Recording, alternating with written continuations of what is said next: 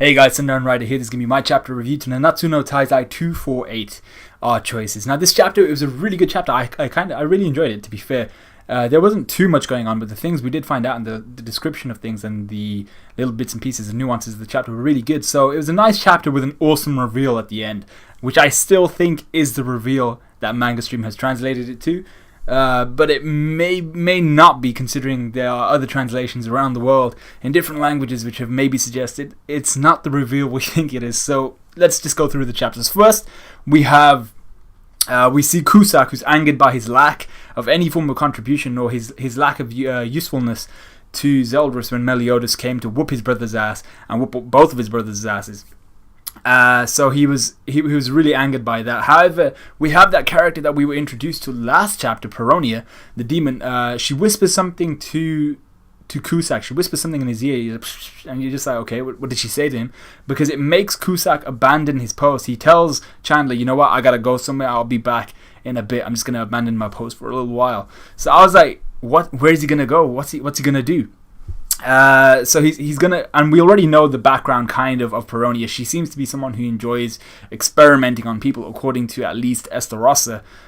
So where's Cusack going? I think Peronia may experiment on him a bit, because we know that both Chandler and Cusack aren't at their max power output right now. They're not at their max ability because of their time because their time in the goddess's seal. So they're not at their max power, and she may, Peronia may just soup him up a bit, just to fine tune him a bit, because he's not at his max power. So maybe Cusack's in line for a little bit of a power boost. So then we see a conversation between Meliodas and Elizabeth, and it's kind of it's basically an argument, and she's really concerned about lifting her curse, because it may in and of itself remove her memories. It may delete her memories. So the other thing is, additionally, if Meliodas himself obtains a power equal to the Demon King, he may not be allowed to stay in Britannia anymore. Now this may be some form of ancient magic disallowing, or some form of ancient rule or something that was put in place by another clan that disallows the Demon King or the Supreme Deity from taking over the human world, or something like that. So basically someone on the level of the Supreme Deity or the Demon King can't inhabit the human world, which is what I think Meliodas was kind of hinting to. And Meliodas says some dark shit this chapter. He says once the curse is lifted, Elizabeth may not have feelings for him, as a part of the curse is that her feelings are imprinted on her as a child every time she's reincarnated. So her feelings for him are manufactured, essentially, and she's really annoyed by that. I was like, yo, this guy is cold. And although what Mel is saying is essentially true, we can't 100% say that every time she's reincarnated, if it wasn't for that imprinting thing, she would fall in love with him every time. But you can see how devoid of emotion he's become, and I was like, yo, this is a little bit darker than I thought it was going to be. So then Meliodas says he can't help but meet Elizabeth she asks him, why do you keep coming to me then, if you think my feelings are manufactured? Why do you keep coming to me and having me remember everything and all that, and then die 3 days afterwards? And the reason he says is he can't stay away from her. He can't find it in him to stay away from her every time she returns, because of his love for her. But then he goes full dark mode again, and he goes on to show how he's lacking in that department now, how he's devoid of feeling, and he's changing from the Meliodas we know to the badass mofo he is right now. And I really like who he's become right now, because it shows how beast he is. So for those questioning exactly what Bond's going to go after or going to steal from the Demon King, it's probably going to be Meliodas' love for Elizabeth, minimum. That's the least he's going to have to steal back from the Demon King, because we see that scene where Elizabeth and Meliodas are hugging, where Meliodas is like, I used to have these feelings for you, but now I'm just devoid of it all. Like, I'm literally just saving you because of the promise I made to you. So I was like, if it's just a promise, this form of Meliodas would just kill her, basically. He wouldn't have anything to do with it, but he seems to at least have retained his honor, and he's gonna make good of the promise he made to Elizabeth. So he's gonna lift the curse from him, but he's not doing it for the love he feels for her, or used to. So then we come to the part where it's like, did I call it or what? I'm pretty sure in one of my previous reviews, I can't exactly remember which one, or I said something similar to this, but Elizabeth escapes from Meliodas and plans to regroup with the 7 deadly sins in order to stop Meliodas becoming the Demon King. Now, I pretty much said something along those lines. Maybe I had Elizabeth exchanged with Arthur, or maybe I did in fact say Elizabeth. I can't remember exactly how it went, but this was something I've mentioned before, and maybe it's not just me who's thinking it now. Maybe a lot of people are on board.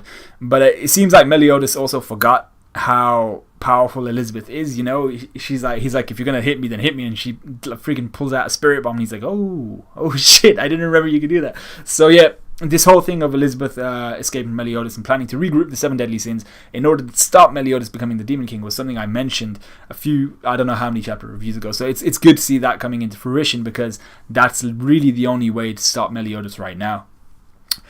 Somehow, I think the 7 deadly sins are gonna, and with Elizabeth, they're gonna team up with Arthur and company, and they're gonna battle against Meliodas and the demons. And in this commotion, the actions of Zeldris and Esterossa will be insanely important, but mostly Esterossa, because we don't know how trustworthy he is at all. Zeldris seems to have some sort of agreement with Meliodas. He's like, I'll do this in return for this. But Esterossa, he's just a wild card. You don't really know what he's going to do. And I don't think Zeldris will really stab Meliodas in the back. But Esterossa, he's looking for Elizabeth specifically just because he's dreamt of her. You know, he's like, I've dreamt of you. I want you.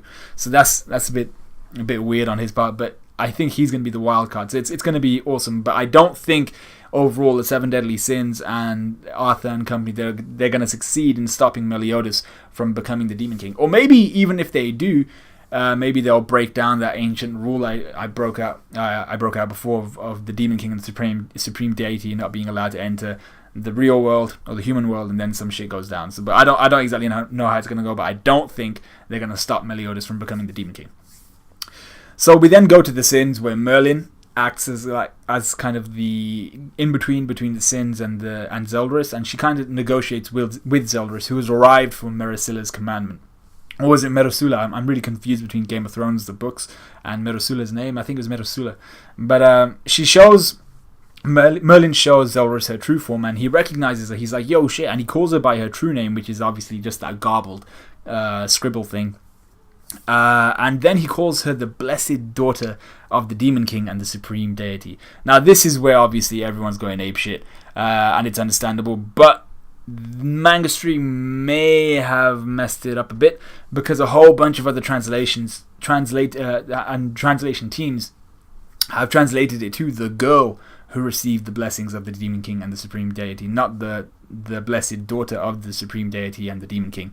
So a lot of other people have said the girl who received the blessings of the Demon King and the Supreme Deity.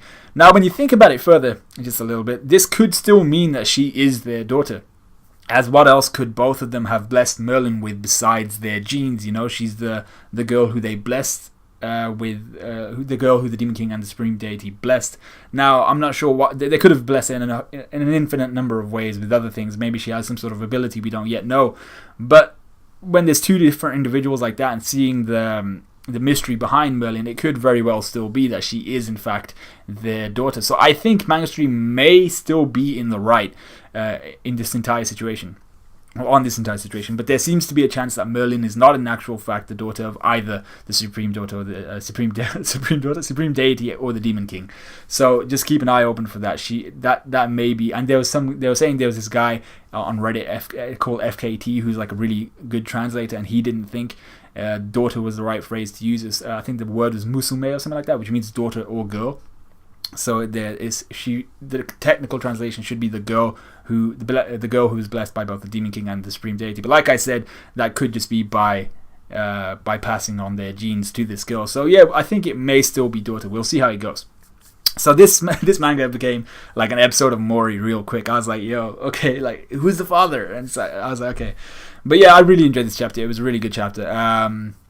Seeing that whole backstory of Merlin, and seeing Meliodas kind of gets like forgetting how powerful Elizabeth is. Then we get that progression where Elizabeth's like, you're trying to save me by becoming the Demon King, but I'm going to save your ass by making sure you don't become the Demon King, because then you're going to get shipped off to like Purgatory or the Demon World or something like that, and I'm going to be left here alone with my curse uplifted, and I probably won't remember you, even though I doubt lifting her curse will make her forget. I think her memories will still be intact. So yeah, let me know what you guys thought of the chapter. I really enjoyed it. Like, comment, subscribe, all that good stuff. Share this video if you really thought it was that good. And let me know any theories you guys have. Do you still think that that Merlin is in actual fact the daughter of the Supreme Deity and the Demon King, or do you think that there's something else that they blessed this girl Merlin with? So let me know. I'll see you guys in a bit.